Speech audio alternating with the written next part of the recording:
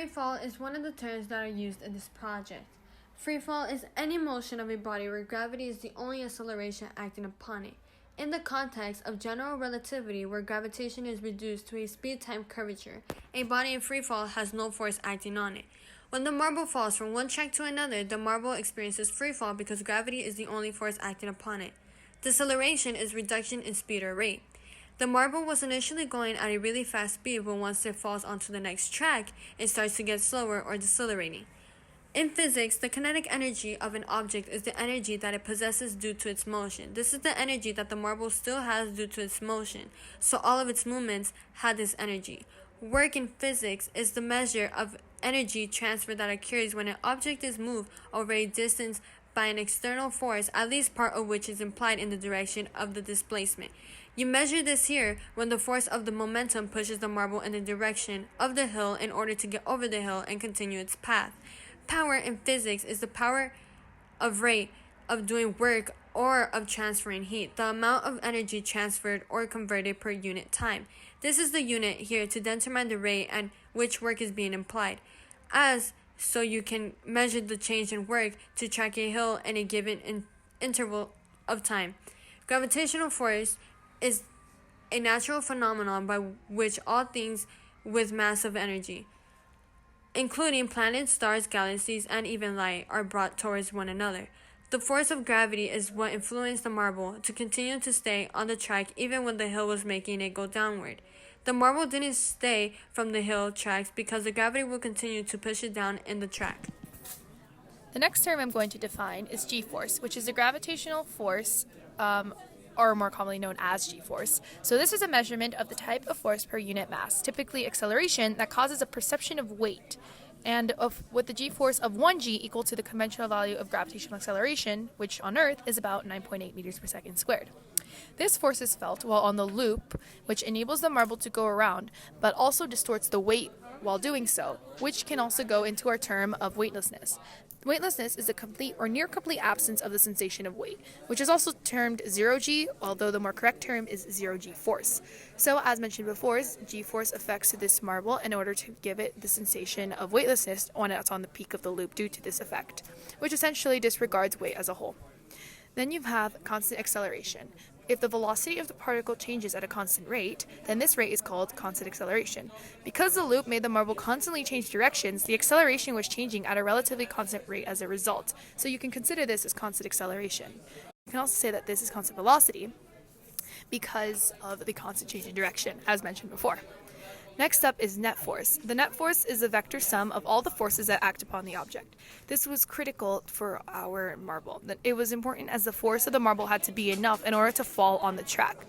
If there was too much net force, then the marble would ricochet off the paper and back towards the loop. So we needed to ensure it didn't exert too much force and that it would give enough of a net force in order to just hit the wall, but then continue moving in the direction it was intended.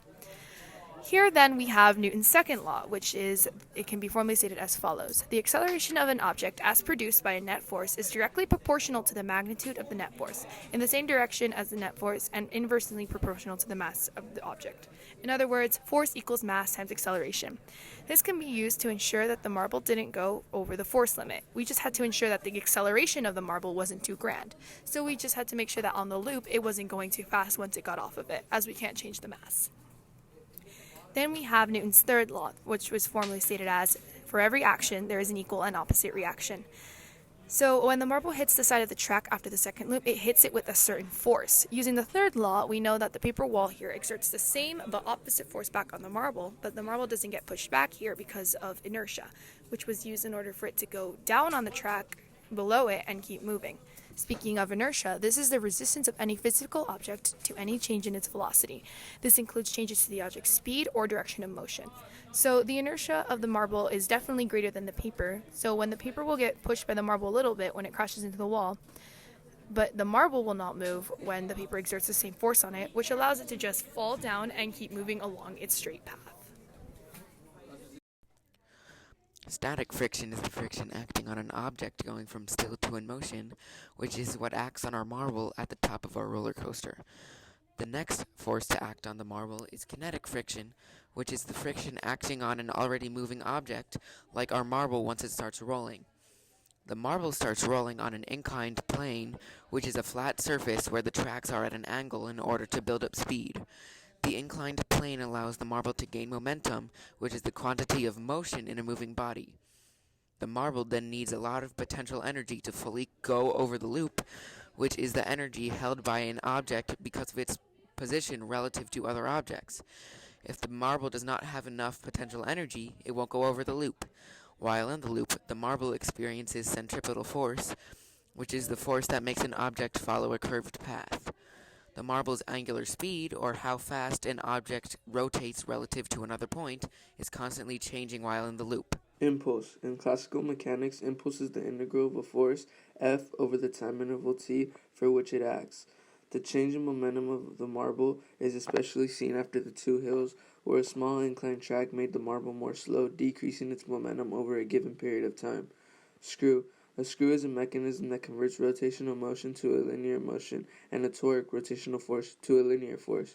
The spiral is a perfect example of a screw, as it follows that motion and the marble goes around that shape to create the force a screw will exert. Friction. Friction is the force resisting the relative motion of solid surfaces, fluid layers, and material elements sliding against each other. Like when the marble moves along the track, the marble experiences rolling friction. As the marble is going its last distances, there is still friction present. However, the marble is still being acted upon by another force that allows it to overcome the force of friction. Coefficient of friction. A coefficient of friction is a value that shows the relationship between two objects and the normal reaction between the objects that are involved. The reason why the marble goes at the specific speed when going across the track is the coefficient of friction.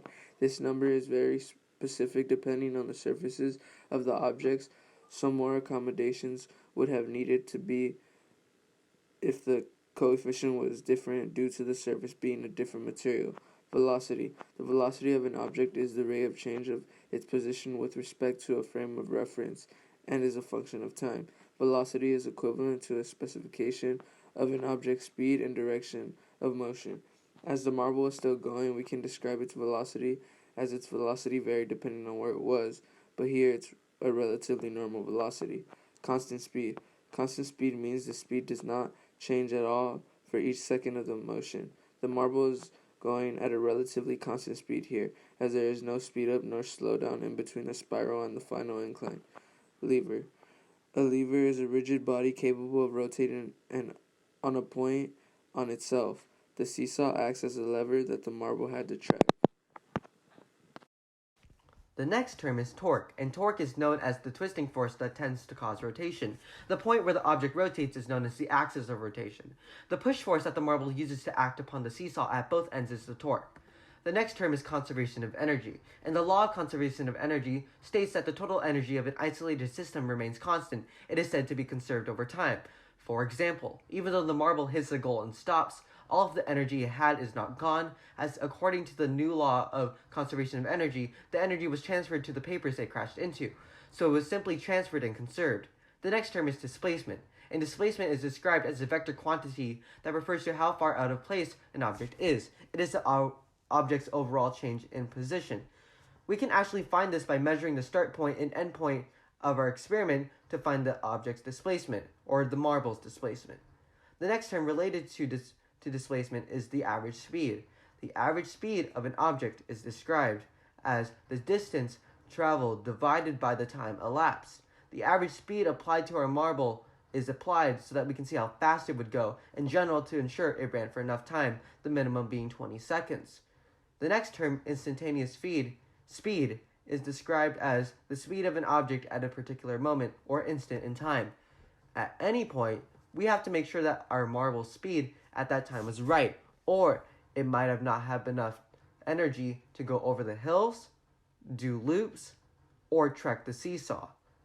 The next term is the center of mass. The center of mass of a distribution of mass in space is the unique point where the weighted relative position of the distributed mass sums to zero. Whenever the marble is still on the track, the center of mass is zero because the distribution of the marble's mass is even throughout the track. The final term is center of gravity, a point near or within a body through which its weight can be assumed to act when considering forces on the body and its motion under gravity. The center of gravity is our main supporting pillar, in the middle of our support. It holds up the structure, even when it is affected by the force of gravity, i.e. the marble, going down the track.